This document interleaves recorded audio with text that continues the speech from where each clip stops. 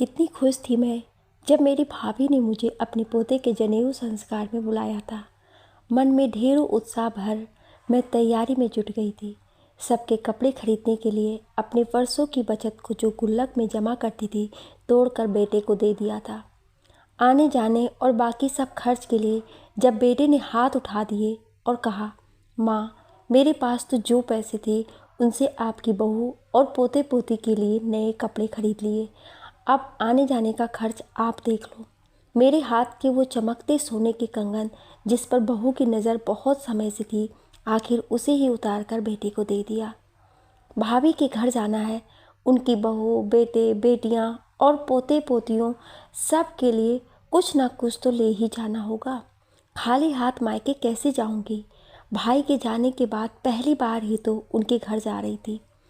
मेरे साथ साथ मेरी बहू अंजू भी तो कितनी खुश नज़र आ रही थी। रोज़ बाजार जाती और नए नए कपड़े, चप्पल, जूते खरीद कर लाती। मन तो मेरा भी करता था कि कम से कम 2 जोड़ी कपड़े तो अच्छे मेरे पास भी होते, और मेरी चप्पल तो इतनी घिस गई थी कि अब नंगे पैर चलना ज़्यादा अच्छा था। कंकड़ और कांटे चप्पल में फंसते तो सीधा मेरे पैर में नहीं, हृदय पर ही घात कर जाते। जिन बेटों पर इतना खर्च किया पढ़ाने लिखाने और उनकी हर फरमाइश पूरी करने में, आज जब वो इतना कमाते हैं तो अपनी माँ की घिसी हुई चप्पल उन्हें नज़र नहीं आती। मेरे बेटे बहू को कभी मेरी ज़रूरत का ध्यान ही नहीं रहता। अंजू का उत्साह देखते ही बनता था। मैं भी खुश थी कि बहू का स्वभाव बदल रहा है और वो अब मुझ पर चीखती भी नहीं थी पहले की तरह। उसने तो मुझे अपने कमरे तक ही सीमित कर दिया था। पर एक दिन पड़ोस वाले मिश्रा जी की बहू से जब वो बात कर रही थी तो मैं वहीं से गुजर रही थी। उसकी बात सुनकर आंखों से बहते आंसुओं को रोक नहीं पाई और अपने कमरे में आकर इनकी फ़ोटो को गले लगाकर खूब रोई। क्यों छोड़कर चले गए आप मुझे इस तरह? आज आपकी बहू मुझसे छुटकारा पाने के लिए ही तो मेरे भाई के घर मुझे छोड़ने जा रही है। कह रही थी अब इस बुढ़िया को वापस नहीं लाएंगे, अपना वहीं रहेंगी और मैं यहाँ चैन से रह पाऊँगी। मैंने तो कभी कोई रोक टोक नहीं की, उसके किसी काम में दखल नहीं दिया, फिर क्यों मैं उसे फूटी आँख नहीं सुहाती। रात भर पति की फ़ोटो से बात करते सुबह मेरी आँख लग गई। चादर मेरी आंसुओं से भीगी हुई थी।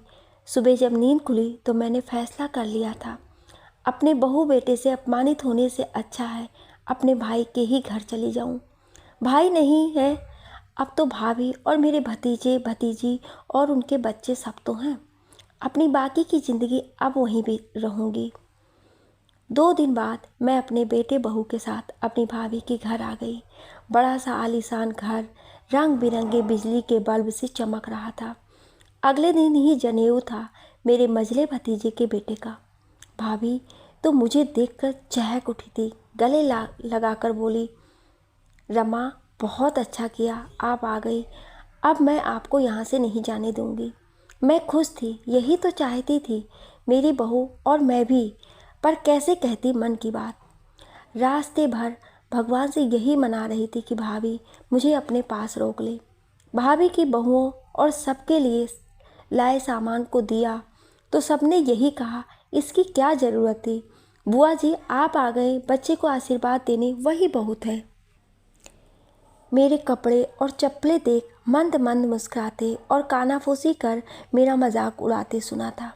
बहुत बड़ी पार्टी का आयोजन किया था मेरे भतीजे ने। सभी औरतें एक से बढ़कर एक कपड़े और जेवर से सजी हुई थी। मेरे पास तो ले देकर बस वो एक जोड़ी सोने के कंगन ही बचे थे जो यहाँ आने के लिए उन्हें भी बेचना पड़ा। मटमैले सफ़ेद रंग की पैबंद लगी साड़ी पहनी जब बालों को ठीक कर रही थी तो भाभी ने एक साड़ी मुझे दी और कहा, रमा बहुत से बड़े बड़े लोग आ रहे हैं तो क्या सोचेंगे आपको ऐसे कपड़े में देखकर, ये पहन लीजिए आप पर जचेगा। आपके लिए नए कपड़े लाने का समय ही नहीं मिला। मेरी साड़ी बिल्कुल नई है, बस एक आध बार ही कभी पहनी होगी मैंने। आपसे उम्र और रिश्ते दोनों में बड़ी हूँ तो क्या आप मेरे कपड़े नहीं पहन सकती हैं? मैंने भी वो साड़ी साहस स्वीकार कर ली। हल्के बादामी रंग पर सुनहरा बॉर्डर बहुत जच रहा था। कितने सालों बाद कुछ अच्छा पहना था। जब उनकी बहुओं ने देखा तो आपस में कह रही थी, सासू माँ ने सबको नए कपड़े दिए पोते के जनेऊ में, और अपनी ननद को अपनी पुरानी पहनी हुई साड़ी दी। ये साड़ी तो सासू माँ ने कितनी पार्टी में पहनी है, सब देखते ही पहचान जाएंगे।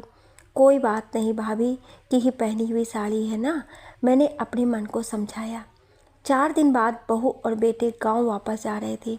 मुझे भाभी और भतीजों ने ज़बरदस्ती रोक लिया। ऐसा ही तो मेरी बहू चाहती थी। कुछ दिन बहुत अच्छे भी थे, बढ़िया बढ़िया कपड़े पहनने को मिलते और स्वादिष्ट भोजन मिलता। मेरी कई सालों से काम करने की आदत बिल्कुल छूट गई थी। जब से बहू आई कुछ करने ही नहीं देती थी। आप अच्छा खाना नहीं बनाती हैं, बिल्कुल गले से नीचे नहीं उतरता आपके बेटे के। मैं तो इतना फीका खाना खा ही नहीं सकती, रोज़ रोज़ होटल से मंगवाना संभव नहीं है। आप आराम करो, खाना मैं बनाऊंगी। मेरा बेटा जो 30 साल से मेरे हाथ के बने खाने को उंगलियां चाट कर खाता था, अब उसी के गले से उतरता नहीं वही खाना। औरत के हाथ से जब रसोई घर की वागडोर छीन ली जाती है तो बिन प्राण के शरीर बनकर रह जाता है उसका जीवन।